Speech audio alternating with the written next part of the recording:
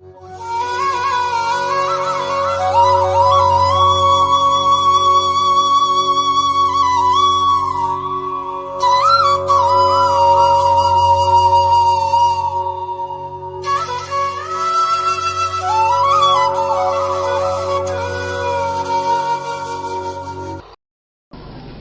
होली के शुभ अवसर पर आज दिवाली मनाई जाएगी।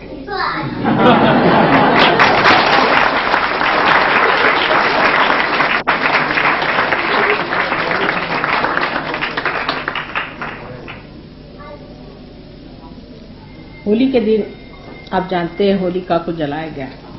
अग्नि का बड़ा भारी दान है, कार्य है, क्योंकि अग्नि देवता ने होलिका को वरदान दिया था कि किसी भी हालत में तुम जल नहीं सकते, और चाहे किसी भी तरह से मृत्यु आ जाए तो तुम जल नहीं सकते। और वरदान दे करके फिर वो बहुत पछता है, क्योंकि प्रहलाद को लेकर वो गोद में बैठे। अब अग्नि देवता के सामने प्रश्न पड़ा, धर्म का प्रश्न, कि मैंने उनको वचन दे दिया कि मैं तुमको जलाऊंगा नहीं, और इस वचन को मैं अब कैसे भंग करूं। और प्रहलाद तो स्वयं साक्षात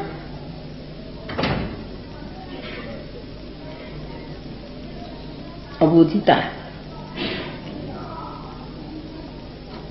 स्वयं साक्षात गणेश का प्रादुर्भाव, और इनको किस तरह से जला जाए? इनको तो कोई नहीं जला, और मेरे भी शक्ति से परे, ये तो मेरे शक्ति से परे। तो उन्होंने विचार ये किया कि अहंकार कैसा कि इतनी बड़ी शक्ति के सामने मैं अपनी शक्ति थी, कौन सी बात कर सकता, मेरी ऐसी कोई सी भी शक्ति नहीं है जो इनके आगे चल सके। इनकी शक्ति इतनी महान है, तो इनको तो मैं जला सकता ही नहीं, चाहे कुछ भी कर लूं।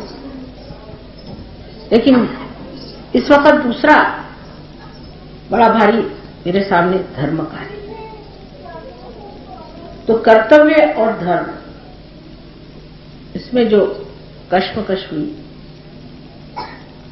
उस वक्त ये सोचना चाहिए कि धर्म कर्तव्य से ऊंचा है। धर्म कर्तव्य एक सर्वसाधारण कर्तव्य से ऊंची चीज, और उससे भी ऊंची चीज आत्मा का धर्म, यानी जो छोटा परिखी में बंधा हुआ सीमित,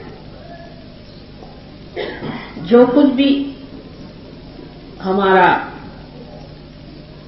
वलय है, गोल है, उससे जो ऊंचा गोल है, से जो ऊंचा वलय है, उसको उतरना अगर है तो इस छोटे को छोड़ना पड़े। और यही कृष्ण ने शिक्षा दी। कृष्ण ने कहा कि अगर आपको हित के लिए झूठ बोलना पड़े तो आप झूठ बोल, सच बोलने की बात ठीक है, लेकिन किसी ऊंची चीज के लिए नीची चीज को छोड़ना चाहिए। जैसे कि कोई आदमी अब अंदर आ जाए और किसी को मारना चाहता है, खून करना चाहता है, एक तो उसके अधिकार चेष्टा, उससे आपने पूछा ये महाशय ऊपर है, तो आपने कहा कि हाँ है, मतलब सच कह दिया, सच कहना चाहिए, सच कह दिया, तो वो जाके उसको मार डाले। लेकिन उनकी जान बचाना ये बहुत ऊंची चीज, वो बहुत महत्वपूर्ण बड़ी चीज। उस बड़ी बात के लिए, बड़े ध्येय के लिए ये छोटे जो चीजें हैं इनको छोड़ना पड़े। यही कृष्ण ने अपने जीवन में आगे बताया। कृष्ण के जीवन को बहुत कम लोग समझ पाए, क्योंकि उस जमाने में धर्म की ये दशा हो गई थी कि लोग धर्म को बहुत ही ज्यादा गंभीरतापूर्वक, बहुत उसको सीरियस बना के सब ढुढाचार्य बने कि धर्म बहुत सीरियस चीज, इसमें आदमी को जो है बिल्कुल सीरियसली सब करना, क्योंकि कर्मकांड बढ़ गए। अब कर्मकांड करने में बड़ी आफत रहती, कि अगर आपने इधर से उधर दीप जला दिया तो भगवान जी नाराज, इधर से उधर आपने अगर उद्बत्ती जला दी तो भगवान जी नाराज, और लेफ्ट हैंड से आपने कुछ कर दिया तो गया। इन सब बातों की वजह से लोगों में कंडीशनिंग हो गई, और उस कंडीशनिंग की वजह से लोग बड़े गंभीरतापूर्वक धर्म करने लगे। इतने गंभीर हो गए कि उसका आह्लाद, उसका उल्लास सब खत्म। तो राधा जी की जो मेन शक्ति थी वो थी आह्लाद दायी, सबको आह्लाद देना, ये उनकी मेन शक्ति। और इसीलिए उन्होंने फिर होली का त्योहार बनाया। कृष्ण ने आकर के जितनी भी पूजाएं थी सबको बंद करके और कहा कि अब पूजा वूजा मत करो, तुम उस आत्मा की ओर बढ़ो, इसको तुम्हें पालेगा। और छोटी छोटी चीजों में मत खोना, शुद्र चीजों में नहीं खोना है, लेकिन ऊंची चीज के ओर अपनी दृष्टि लगाए। अब जो आदमी, मैं तो बड़ा झूठ कभी बोलता नहीं था, कभी कभी ऐसा आदमी ओवर स्पष्ट वक्ता भी हो जाता है और अहंकार में दूसरों को दुखाता भी, या नहीं तो उसी में उसका जीवन सत्यानाश हो जाता। सच भी क्यों बोलना, धर्म भी क्यों करना, कर्तव्य क्यों करना, क्योंकि आपको आत्मा होना है। और किसी भी चीज से आप इस तरह से बंधन में फंस जाएं और उससे आपको सीरियसनेस आ जाए,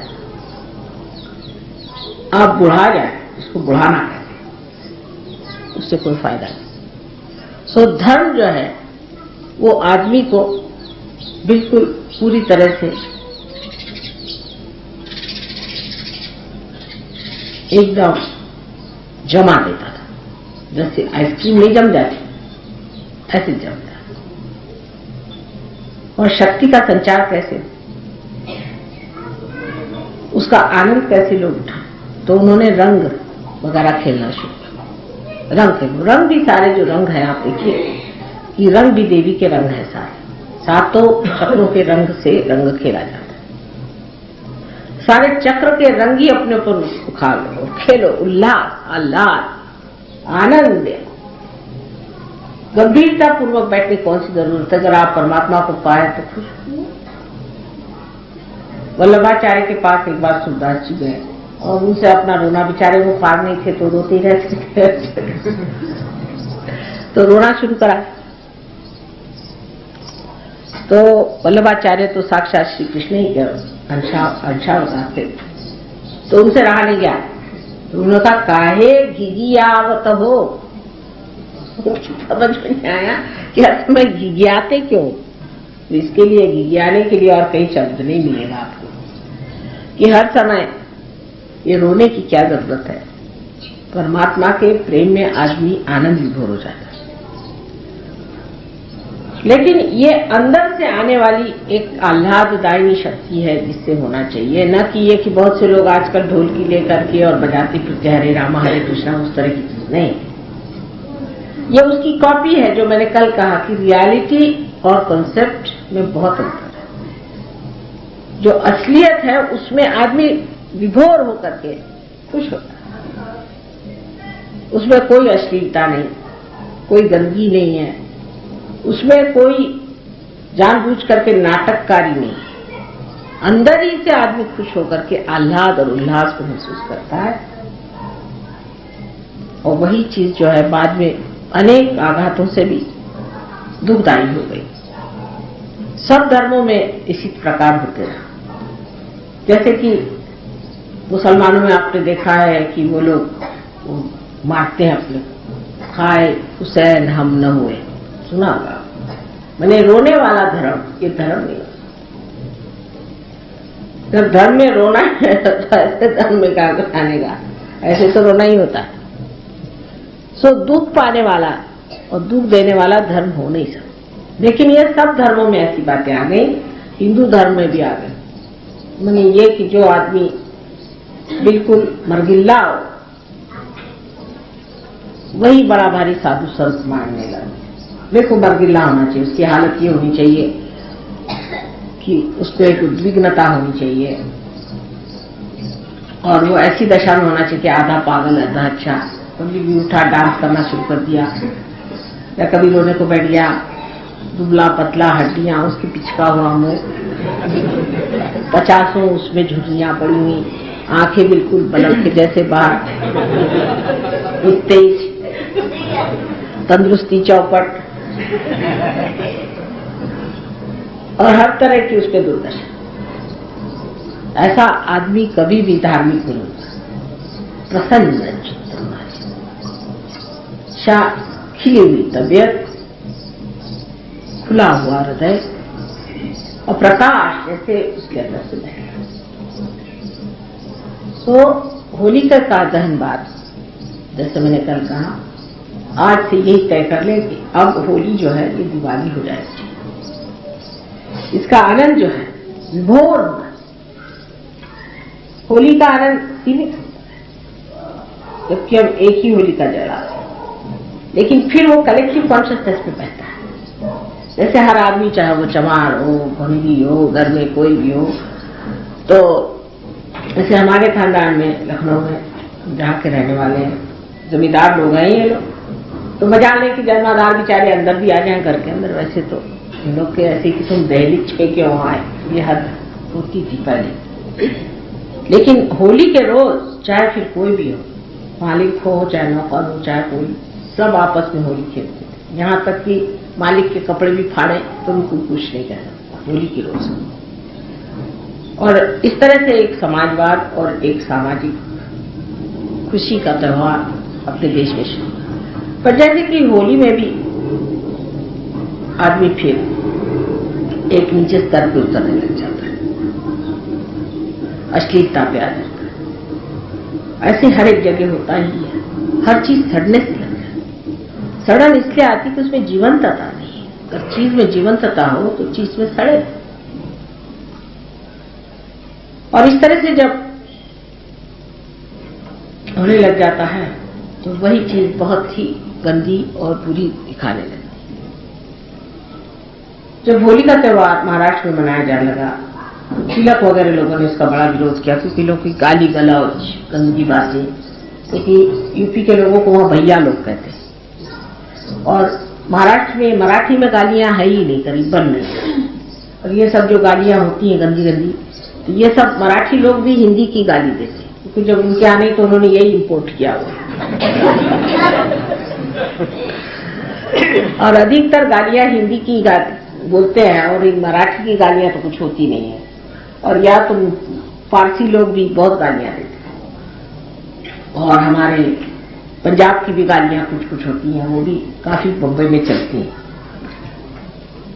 सो ये गाली गलौच आदि चीजें जो हैं, ये है कि अंदर की जो भड़ास है उसको निकाल दीजिए वगैरह वगैरह कहते हैं। इसको निकाल देने से अच्छा होता है, पर ये बड़ी रॉन्ग थी। ये कभी निकलती नहीं, ये जबान पे चढ़ जाती। हमने देखा है कि हमारे हस्बैंड तो जमींदार फैमिली के हैं, सिवाय हमारे हस्बैंड छोड़ के वहां हर आदमी गाली के सिवा बात ही नहीं करता। मतलब बड़ों में भी उनको गाली देने में कुछ लगता नहीं, पट से गाली देते। एक हमारे पति ऐसे है वाकई में, पर सुचारू रूप के आगे कभी भी उनके मुंह से मैंने गाली नहीं सुनी किसी के। आज तक कभी उन्होंने किसी को गाली देते मैंने सुना नहीं, विशेष बात। लेकिन उनके घर में अगर किसी बात करते वक्त एक दो गाली नहीं दी तो वो सोचते उन्होंने प्रेम ही नहीं जताया।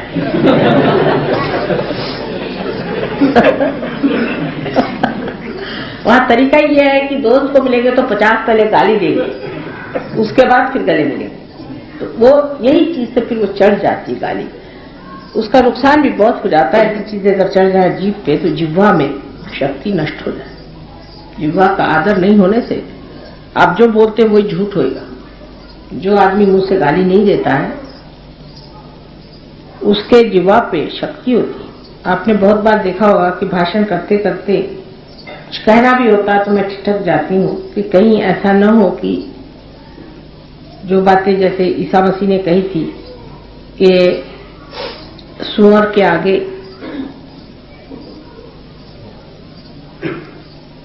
मोती नहीं डालना चाहिए।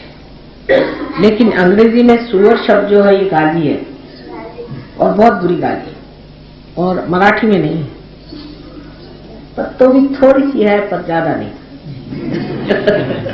पर पर अंग्रेजी भाषा में बोलते वक्त मैं नहीं बोलती हूँ।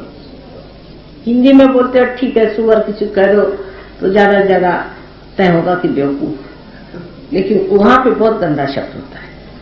इस तरह से जहां जहां जिस तरह का व्यवहार है उसकी मर्यादा रखते हुए आदमी को रहना चाहिए, नहीं तो जिह्वा जो है वो नष्ट हो जाती है। जिह्वा की शक्ति जो सरस्वती की है वो नष्ट हो जाती है।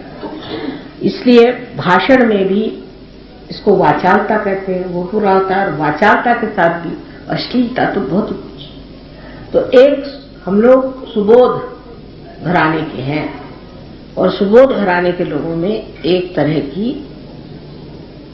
सभ्यता, डिसेंसी होनी चाहिए और उस सभ्यता को लेकर के हम लोग गाली गलौज से बात नहीं करें। और इसलिए कहते हैं कि होली में कुछ न कुछ गाली देनी ही चाहिए। घर में भी तो आपने होली मनाई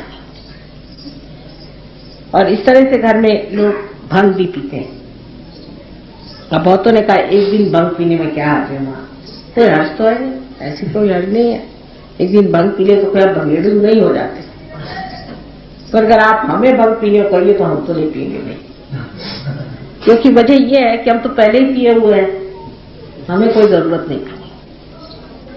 और लोग इसलिए पीते हैं कि सोचते हैं कि जो सीरियस लोग हैं वो जरा से हल्के हो जाते हैं। जैसे ईगो ओरिएंटेड लोग हैं वो भंग पी लें तो थोड़े से लेफ्ट साइड को मूवमेंट हो जाती है तो जरा से खिल जाते, भंग में बकना शुरू कर देते। लेकिन भयंकर प्रकार है भंग, क्योंकि हमारे ससुराल जब हम गए तो हमें क्या पता था कि भंग वंग पीते। महाराष्ट्र में सब तरीका नहीं है। महाराष्ट्र जरा इस मामले में ज्यादा सभ्य है। औरतें तो बिल्कुल भंग का नाम ही नहीं, उनको अच्छा ही नहीं लगती सब चीजें। तो घर में गए तो आपको क्या पता था, सब भंग पिए बैठे। उनका खाना खाइए, हमने कहा भाई चलो खाना खाने बैठे तो इतनी बड़ी थाली में, वो कायस्थ में जैसा तरीका था बड़ी थाली में बैठ के खाना शुरू किया। अब मैं तो जितना खाती हूँ आप जानते ही हैं, चलो उस दिन त्योहार का थोड़ा ज्यादा ही खा ले। अब वो खाते चली गई, खाते चली गई। हम कहा क्या हो रहा है, कुछ समझ नहीं आता। और हंसते जाए और खाते जाए। तो हमारी जिठानी जी विधवा थी, तो विधवा लोग नहीं भंग पीती, विधवाओं के लिए सब मना। तो हमने कहा जी इनको क्या हो गया जीजी, तो वो सब हंसे जा और खाते जा, हंसे जा। मेरी कुछ समझ भी नहीं आया क्या हो रहा है। तो उसके बाद उन्होंने बताया कि लोग सब भंग पिए हुए हैं। तो मैं वैसी उठी थाली पर से, नमस्कार करके और हाथ धोया और अपनी अटैची उठ के मैं ट्रेन में बैठा। किसी के पैर भी नहीं छुए, हमारे यहाँ पैर छूने के बाद कुछ नहीं, किसी कहा नहीं चल रही। हमने कहा कहाँ गई, तो लखनऊ में उन्होंने खबर भेजी कि भाई कहाँ चली गई दुल्हन। तो हमने कहा सब भंग पिए हुए थे, इन लोगों से क्या बात हम करते। तो अब चले हमने कहा सबको भंग ही पीने दी। तो बात यह है कि भंग वंग पीने की सहयोगियों को कोई जरूरत नहीं, जब चाहे सब मन में ही भंग पी ली। भंग का जो उपयोग है लेफ्ट साइड में जाने का, वो हम लोग ऐसे ही कर सकते। मतलब ये कि कोई अगर आदमी बड़ा ईगो ओरिएंटेड है, बहुत ड्राई है, शुष्क है, गंभीर है, तो उसके लिए सहयोग में पूर्ण व्यवस्था है कि वो अपने आज्ञा चक्र को ठीक कर ले। आज्ञा चक्र को अगर वो इसी तरह से खुलवा ले, अपनी आज्ञा चक्र को ठीक कर ले, तो वो लेफ्ट साइड में काफी है। निद्रा के समय अगर आज्ञा चक्र को घुमा करके सो जाए तो अच्छे से निद्रा आ जाए। और अगर उसको फिर भंग की दशा से निकलना है तो फिर आज्ञा चक्र को कस ले, तो फिर राइट साइड में। तो जब अपने ही हाथ में सारी चीज पड़ी हुई है, जब हमारी सारी ही शक्ति हमारे अंदर समाई हुई है, और जब उसका पूरा ही ज्ञान हमको मालूम है कि कौन सा स्विच किस वक्त घुमाने का है, तो इन बाहर की चीजों का अवलंबन करने की जरूरत नहीं। तो उस वक्त में भंग हो सकता है जस्टिफाइड थी शायद कृष्ण के जमाने में, लेकिन कृष्ण भी पीते नहीं थे, खाते हैं शायद, पता नहीं क्या करते जो। सो उन्होंने ये किया, लेकिन बाकी लोगों को जरूरत पड़ी, क्योंकि जो सीरियस लोग थे उनको जरूरत थी कि भंग पिए, जिससे क्योंकि मिस आइडेंटिफिकेशन है, हम राजा साहब हैं, हम महारानी साहब हैं, हम घर के मालिक हैं, हम फलाने हैं, हम कैसे मेहतर से मिले। मैं मेहतर तो करके झाड़ू लगा। तो उसके लिए ये कि पहले तुम भंग पियो तो मेहतर और तुम एक हो जाओ। भूल ही जाओ कि तुम मेहतर हो और वो राजा। इसलिए भंग पिला देते थे कि तुम्हें होश ही न रहे कि तुम कौन हो, क्योंकि इससे आइडेंटिफिकेशन बने हुए हैं कि हम फलाने हैं, हम डिगाने। भंग पी लिए तो सब एक हो। अब इसी का उल्टा हिस्सा ऐसा है कि जब कबीरदास जी ने कहा इस सुरती जब चढ़ती है तब सब एक जात हो जाते हैं। तो उन्होंने सोचा कि जब तंबाकू आदमी खाता है तो वो भी एक जात हो जाते हैं, तो उन्होंने तंबाकू का नाम सुरती रख दिया। जब हिसाब नहीं लगा पाए तो उनका तंबाकू ही सुरती होगी, क्योंकि तंबाकू जब खाते हैं, जब जिसको तंबाकू तलफ होती है तो वो चाहे राजा हो, उस वक्त में अगर कोई गरीब भी बैठा हो तो भी उससे कहा भाई तंबाकू तो दो थोड़ी, वो मांग लेता है। इसलिए वो कहा ये तंबाकू चीज सुर्खी हो सकती क्योंकि इसमें राजा रंक नहीं रह जाता। ये इंसान की खासियत है, किसको कहाँ जाके मिलाएगा वो वही जाने। लेकिन होली का जो विशेषता है पर्व, इसमें ये याद रखना चाहिए कि दिवाली अगर इसे बनानी है तो इसमें डिसेंसी के साथ होगा, इंडिसेंट काम है, अश्लीलता बिल्कुल नहीं आनी चाहिए। अश्लीलता आ गई तो फिर वो होली नहीं हुई श्री कृष्ण की, नहीं, वो तो होली हुई ऐसे लोगों की जो पार हो जाते हैं होली खेलते वक्त कोई सी भी अश्लीलता ना, यानी ऐसे जैसे सहयोग में हम स्त्री पुरुष होली नहीं खेलते, पुरुष पुरुषों के साथ और से औरतों, सहयोग में भाभी देवर में हो सकता है, उसका भी एक नियम है। आप जानते हैं कि जो औरतें बड़ी हैं वो अपने से छोटों के साथ खेलते, और जो बड़े हैं, बड़े पुरुष हो तो उनके साथ स्त्री अगर छोटी हो तो वो होली नहीं खेल सकती, ना किसी भी तरह का व्यवहार पर्दा होता है। उससे उलट अगर स्त्री बड़ी हो तो उसके साथ में पुरुष का व्यवहार जो है खुला होता है, ये अपने आप मानी होता है। इसलिए भाभी देवर में होली होती है, लेकिन जेठ और दुल्हन में नहीं हो सकती, जेठ से पर्दा होता है। और ये कायदा आपको आश्चर्य होगा सारे हिंदुस्तान में है, और वो अपने आप ही चलता है, हम लोगों के अंदर अंतर्हित है, हमारे संस्कारों में बैठा है, क्योंकि अपने यहाँ उल्टा काम होता नहीं अधिकतर कि भाई जैसे इंग्लैंड में आप देख लीजिए कि 80 साल की बुढ़िया है वो 18 साल के लड़के से शादी करेगी, 80 साल की, उनको कोई हर्जा नहीं। अपने यहाँ कोई सोच भी नहीं सकता कि ये भगवान ये कैसे, माने ये अपनी बुद्धि नहीं है इस चीज से।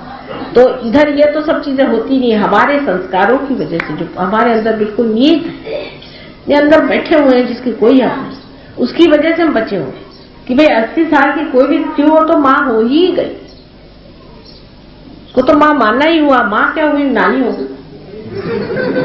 तो उनसे ऐसे दिमाग में किसी भी बेवकूफ के भी दिमाग में ऐसी बात नहीं आती, कितने भी पतित आदमी के भी दिमाग में ऐसी बातें नहीं आती, और इतनी बुढ़िया औरत के भी दिमाग में ऐसी बातें कभी आएंगी। तो हमारे जो संस्कार हैं, भारतीय संस्कार हैं, इन्हीं की वजह से हम लोग धीरे धीरे पूरी तरह से परिपक्वता में आते हैं। वो लोग परिपक्व नहीं हो पाते, उनकी उम्र हमेशा गधे 25 में ही रहती है, उससे ऊपर नहीं उठता। हम लोग परिपक्व हो जाते क्योंकि हमारे अंदर के संस्कार ऐसे हैं कि जो बांध लेते हैं हमको पूरी तरह से।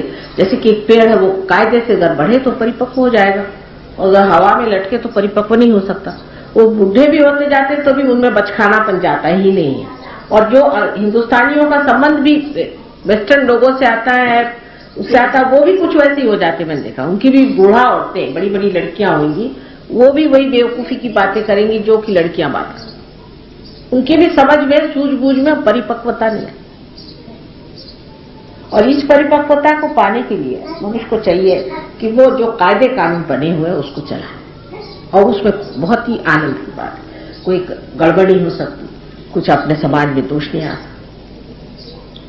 तो होली का जो ये हिस्सा है इसको सहयोग में छोड़ देना पड़ेगा, अश्लीलता का, और होली का जो प्रेम का हिस्सा है उसे अपनाना चाहिए कि बगैर भंग पिए हुए ही हम सब एक हैं, ये भावना आप जानते हैं। इस वक्त विशेष रूप से गले मिलना चाहिए क्योंकि कृष्ण का सारा कार्य प्रेम का था, प्रेम को पूरी तरह से लूटने के लिए उन्होंने, क्योंकि उन्होंने कहा ये सब परमात्मा की प्रेम की लीला है, इसलिए सीरियसनेस नहीं है। लीला, लीलाधर, जिसने लीला को धारणा किया वो श्री कृष्ण थे, और इसलिए उन्होंने कहा कि सब चीज को लीला स्वरूप देखा। वाइब्रेशन में देखो लीलाधर, और ये लीलाधर की जो लीला है उसमें अश्लीलता कहीं नहीं आती। और हमारी जो संस्कृति सीधी सरल बैठी हुई है, और इन लोग की उल्टी खोपड़ी है। जैसे औरतें जो हैं वो बदन खोल के घूमेंगी, और मर्द तो हो और एक आध औरत आ जाए तो फौरन वो अपने कोट के बटन लगाएंगे। हमने कहा भाई मर्दों के कोट के बटन की क्या जरूरत है, और तो कोई कायदे से पल्ला लेना चाहिए। और इनकी सभी संस्कृति उल्टी पुल्टी बैठी हुई और वो कुछ बैठी गई है, वो जमेगी। अब धीरे धीरे सहयोग में आने से वो लोग जम रहे हैं। और अब आप लोगों की जो संस्कृति उसको आप कृपया न छोड़ें।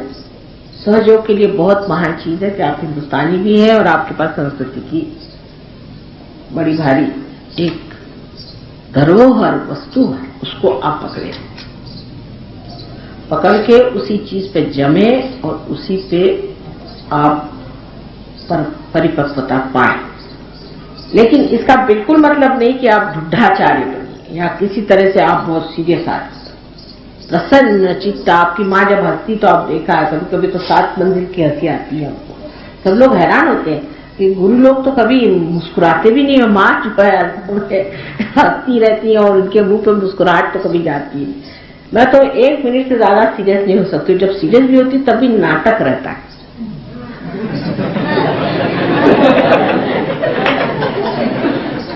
और बहुत से लोग इस बात को जान गए, इसलिए वो भी नहीं सीरियसली लेते, ये गलत बात है।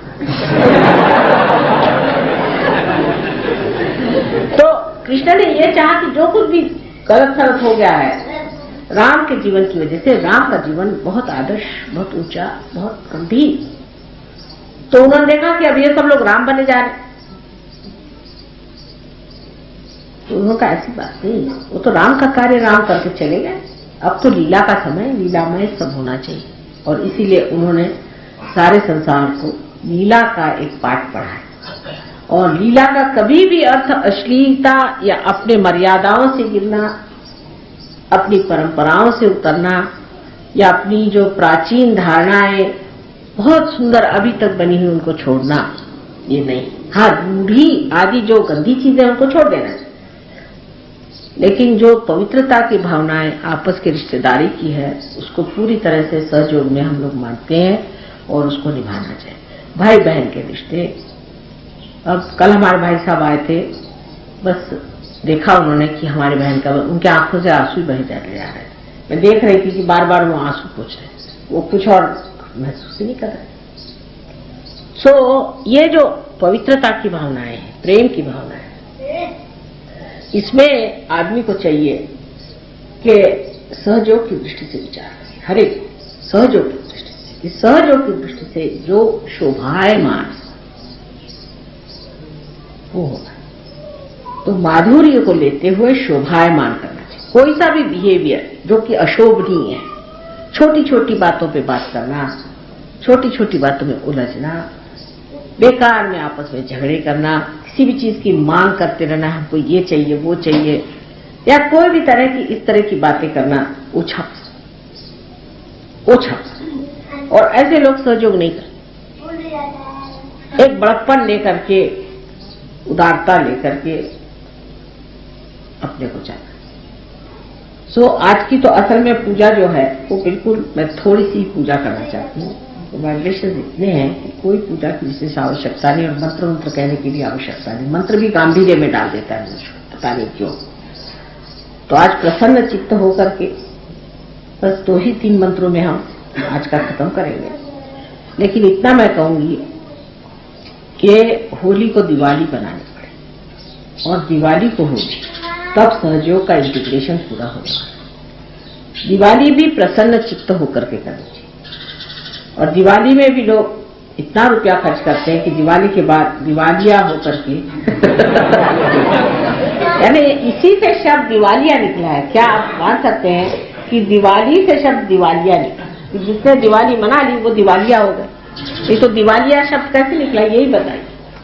कुछ कुछ बड़े सुंदर शब्द हैं, उसमें से दिवालिया शब्द कि दिवाली मनाई आपने, ठीक है, अब आप दिवालिया हो जाइए। सो हम लोगों को दिवालिया नहीं, कोई ऐसी चीज नहीं करनी चाहिए जो कि मर्यादा से बाहर है। दिवालिया नहीं होना, जितना अपने बूते का है उतना करिए, उससे आगे आप परमात्मा पर छोड़िए। दिवालियापन करने की जरूरत नहीं। और होली में दीवानगी करने की जरूरत है।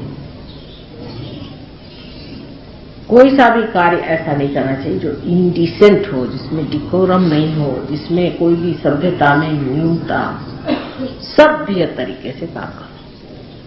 छोटी छोटी चीज में आपके अंदाज आ जाएगा किसकी मर्यादा। जैसे अब कल आर्टिस्ट लोग बजा रहे थे, उस वक्त किसी को उठना नहीं चाहिए, किसी भी आर्ट का मान करना है। आपको बहुत बार देखा होगा कि जब कोई आर्टिस्ट बजा तो मैं खुद जमीन पर बैठी, क्योंकि आप भी सीखे। मान पान किसका करना चाहिए, ये सहयोगियों को बहुत आना चाहिए, क्योंकि प्रोटोकॉल।